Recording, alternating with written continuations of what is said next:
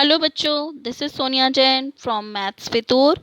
आज हम करेंगे वर्कशीट नंबर 5 जो कि है क्लास 6 की मैथ्स की, ठीक है, गणित की, जिसमें आपको ये है डेट आपकी 6 अक्टूबर 2020। यहाँ पर आप अपना नाम लिखेंगे, यहाँ पर आप अपने अध्यापक या अध्यापिका का नाम लिखेंगे और हमारा जो टॉपिक है उसका नाम है संख्याओं की जानकारी, जो कि हमारी मैथ्स की बुक का, गणित की बुक का फर्स्ट चैप्टर भी है। ठीक है, तो अब चलिए करते हैं।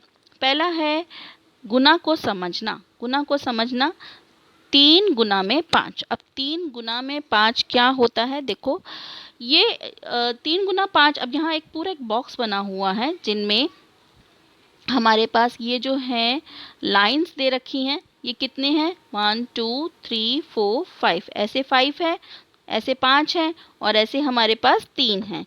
तो 3 गुना 5 करेंगे तो क्या आएगा, 15 आएगा। अब अगर हम ये जो ऐसे 5 थे, ठीक है, ऐसे 5 बॉक्सेस से अगर हम उन्हें 3 बॉक्सेस ऐसे कर दें और हमारे जो ऐसी हैं लाइंस उनको हम 5 कर दें, मतलब इस फिगर को उल्टा कर दें, ठीक है, तो क्या हो जाएगा, 5 गुना में 3। तो 5 गुना 3 भी 15 होता है और 3 गुना 5 भी 15 ही होता है।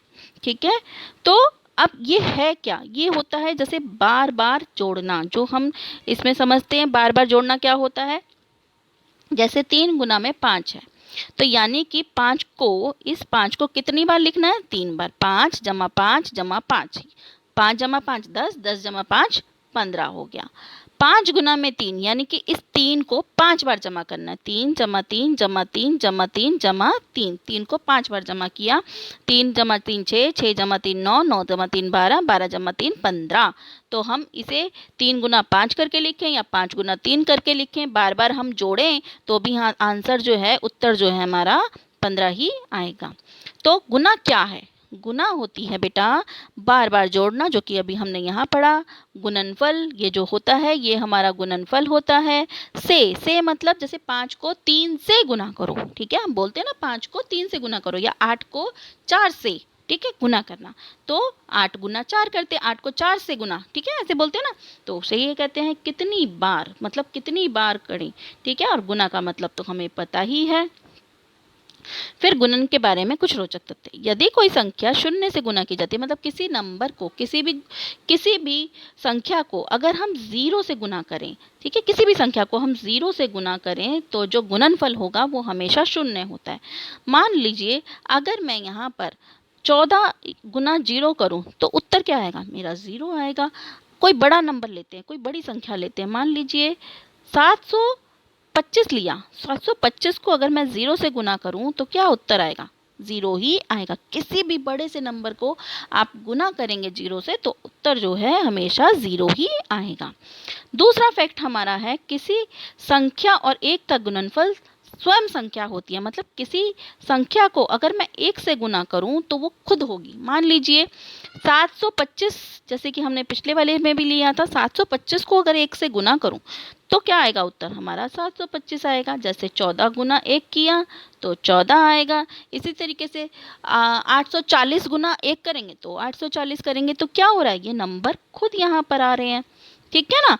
तो किसी संख्या और 1 का गुणनफल वो नंबर स्वयं होता है, वो नंबर खुद होता है, ठीक है। 725 को गुना किया तो 725 आया, 14 से किया 1 को गुना तो 14 ही आया। तीसरा है, किसी संख्या को 10, 100, 1000 आदि से गुना करने पर हम उतनी ही शून्य से वही संख्या पाते हैं। मतलब क्या है, मान लीजिए 14 को मैं 10 से गुना कर रही हूँ, तो अब देखो 14 लिखा पहले वही नंबर और कितनी जीरो है, यहाँ पे एक जीरो लगा दी, ठीक है, तो उत्तर हमारा ये हो गया। मान लीजिए 725 को मुझे 100 से गुना करना है, ठीक है, तो पहले तो हम 725 ही लिख देंगे और उसके बाद कितनी जीरो, 1 2, 2 जीरो यहाँ पे लगा देंगे, तो ये हमारा उत्तर बन जाएगा। तो कहने का मतलब जितनी जीरो हो तो हम उतनी ही शून्य लगा देते हैं। जैसे यहाँ पर 23 गुना 10, तो पहले तो 23 लिख दिया, फिर कितनी जीरो है, एक जीरो है, एक शून्य लगा दिया। 458 गुना 100, तो हमने क्या लिखना है, पहले 458 और कितनी जीरो है, कितने शून्य हैं, 2 शून्य हैं, तो 2 शून्य लगा दिए। 738 गुना 1000, तो पहले क्या करेंगे, 738 लिख देंगे। अब शून्य देखो कितने हैं, जीरो कितनी है, 1 2 3, 3 जीरो हैं, तो हम यहाँ पे 1 2 3 3 जीरो लगा देंगे। तो ये हमारा इस तरीके से 10 गुना 100 1000 वाले गुना हो जाती हैं। अब यहाँ पर हमें गुना करना है फर्स्ट क्वेश्चन में। फर्स्ट प्रश्न है 123 गुना 321 का गुणनफल ज्ञात कीजिए। 123 को 321 से गुना करेंगे, 1 तिया 3, 1 दूनी क्या होगा 2 ही होगा, 1 एकम 1 वही नंबर आ जाएंगे। अब यहाँ पर क्रॉस लगाना हो तो क्रॉस लगा सकते हैं, गुना लिखनी हो जीरो लिखना हो जो आपकी मन हो वो आप लिख सकते हैं यहाँ पे। फिर 2 तिया 6, 2 दूनी 4, 2 एकम 2। फिर उसके बाद 3 से गुना करना है, यहाँ पर 2 जीरो लगा दी। 3 तिया 9, 3 दूनी 6 और 3 एकम 3। फिर ये 3 को जमा करेंगे, 3 के नीचे कुछ नहीं है, 3 ही आ गया। 2 और 4 6 हो गया, ओ सॉरी 6 और 2 8 हो गया। अब इनको प्लस करते हैं, 4 और 1 5, 5 और 9 कितना हो गया 5 और 9 हो गया 14, 14 का क्या आ गया 4 और 1 बचा हासिल का। 6 और 2 8 और हासिल का एक जोड़ा कितना हो गया 9 और 3। तो क्या, तो ये हमारा उत्तर हो गया। अब है एक व्यक्ति की मासिक वेतन जो है 2625 रुपये, मतलब एक आदमी जो है महीने के 2625 रुपये कमाता है, तो उसकी वार्षिक पूरे साल की आमदनी क्या होगी, पूरे साल की आय क्या होगी। अब देखो महीने की कितनी होती है 2625, अब हमें साल की निकालनी है, पूरे वर्ष की निकालनी। तो एक साल में महीने कितने होते हैं, एक साल में होते हैं भाई 12 महीने, तो 12 महीने की कितनी होगी। तो क्या करेंगे, इसको इससे गुना कर देंगे। तो 2625 को हमने 12 से गुना कर दिया, तो क्या करा 2 पंजे 10, ठीक है, 2 दूनी 4 और 1 5, 2 छिक 12, 12 का 1 बचा, 2 लिखा, 2 दूनी 4 और एक ये वाला जोड़ा 5 हो गया। अगली में यहाँ पर जीरो लगाओ या क्रॉस लगाओ, 1 गुना 5 किया 5, 1 दूनी 2, 1 छिका 6 और 1 दूनी 2। यहाँ पर जोड़ा जीरो, 5 और 5 10, 10 की जीरो, 1 हासिल का बचा, 2 और 2 4 और 1 5 बचा, 5 और 6 11, 11 का 1 लगाया, 1 हासिल का, 2 और 1 3। तो इस व्यक्ति की वार्षिक आयु हुई 31,500 रुपये। अब यहाँ पर हमें दे रखे हैं क्वेश्चंस कुछ करने के लिए। अब देखिए पहला जो है 562 गुना 0। अभी हमने पढ़ा था ऊपर कुछ रोचक तथ्यों में कि अगर किसी नंबर को 0 से गुना किया जाए तो आंसर क्या आता है, हमारा उत्तर हमेशा 0 ही आता है। किसी भी बड़े से बड़े नंबर को भी 0 से गुना करूँगी तो उत्तर क्या आएगा 0 ही आएगा।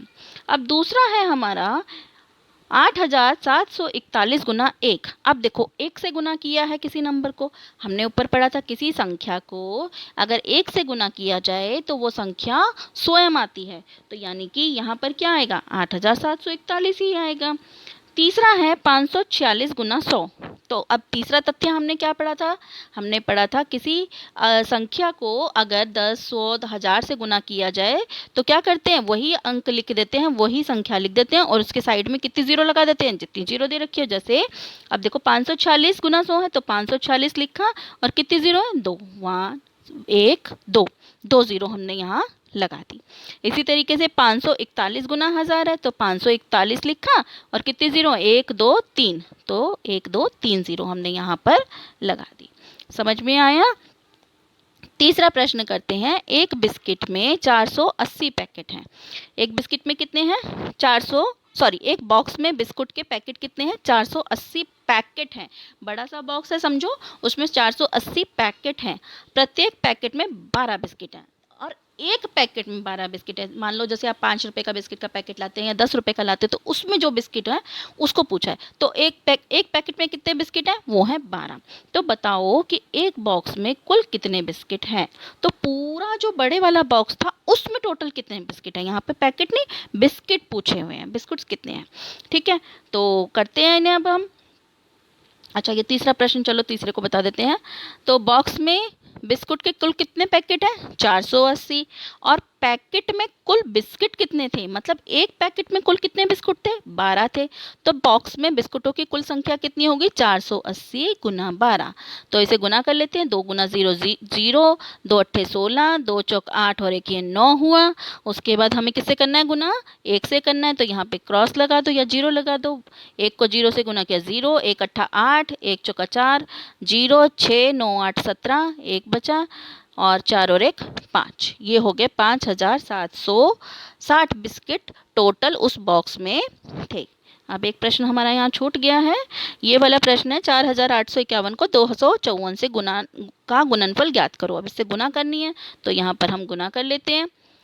4851 गुना 254, 4 एकम 4, 4 पंजे 20, यहाँ पर 2 बचा, 4 अठे 32 और 2 34, 3 आया, 4 चौक 16 और 3 19। ठीक है, अब किसे करेंगे गुना? 5 से करेंगे।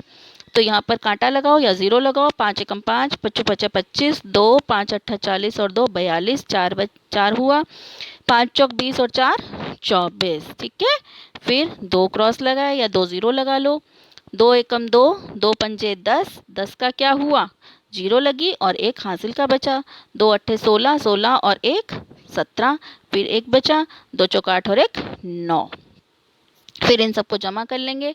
4 में इनको प्लस किया तो 4 ही आया, 5 में 0 0 सब प्लस किया तो 5 आया।